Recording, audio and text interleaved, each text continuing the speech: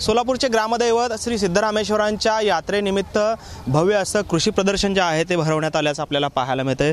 जवळपास 25 एकर परिसरामध्ये सोलापूर कृषी विभाग, त्याचबरोबर जिल्हा परिषद आणि सिद्धेश्वर यात्रा कमिटी देवस्थान यांच्या वतीने या कृषी प्रदर्शनाचं जे आहे ते आयोजन करण्यात आल्याचं आपल्याला पाहायला मिळतं। खरं तर हे कृषी प्रदर्शनाचं 53वं वर्ष आहे आणि गेल्या 53 वर्षांपासून हे कृषी प्रदर्शन जे आहे ते या ठिकाणी सोलापुरातील होम मैदान या मैदानावरती हे भरवण्यात येत असतं।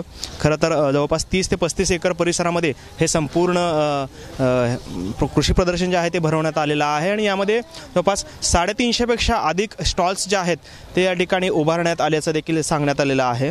खरं तर सोलापूरचे पालकमंत्री चंद्रकांतदादा पाटील यांच्या उपस्थितीमध्ये काल याचं उद्घाटन जे आहे ते झालेलं आहे आणि मोठ्या प्रमाणात खरं तर ग्रामीण भागातील लोक जे आहेत ते या ठिकाणी येत असल्याचं आपल्याला पाहायला मिळतं। खरं तर यामध्ये कृषी विभागाच्या वतीने 350 स्टॉल जे आहेत ते लावण्यात आलेले आहेत। विशेषतः शेतकरी उत्पादक असतील, महिला बचत गट आणि कृषीशी संबंधित अद्ययावत तंत्रज्ञान, कृषी अवजारे विक्रेते कंपन्या यासह जवळपास अनेक स्टॉल्स जे आहेत ते या ठिकाणी असल्याचं देखील पाहायला मिळतं। त्यामुळं नवीन तंत्रज्ञान शेतीमधलं जे आहे ते या ठिकाणी उपलब्ध करून देण्यात आलेलं आहे। ग्रामीण भागातील लोकांना प्रत्यक्ष हे पाहायला मिळण्यासाठी आणि ते हाताळण्यासाठी देखील इथं सुविधा जे आहे ते उपलब्ध करण्यात आलेली आहे आणि त्यामुळेच मोठ्या प्रमाणात या कृषी प्रदर्शनाला जे आहे ते लोकांचा प्रतिसाद भरघोस असा मिळताना आपल्याला पाहायला मिळतोय।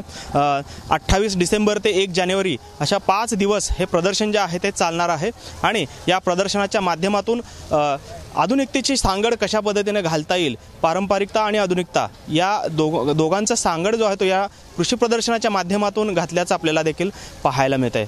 कॅमेरामन विनोद नाबादकर सह सागर सुरवसे, TV9 मराठी, सोलापूर।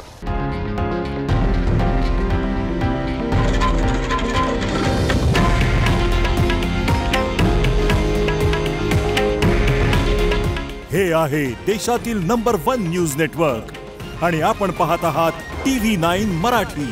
काळजी तुमची, हित महाराष्ट्राचं।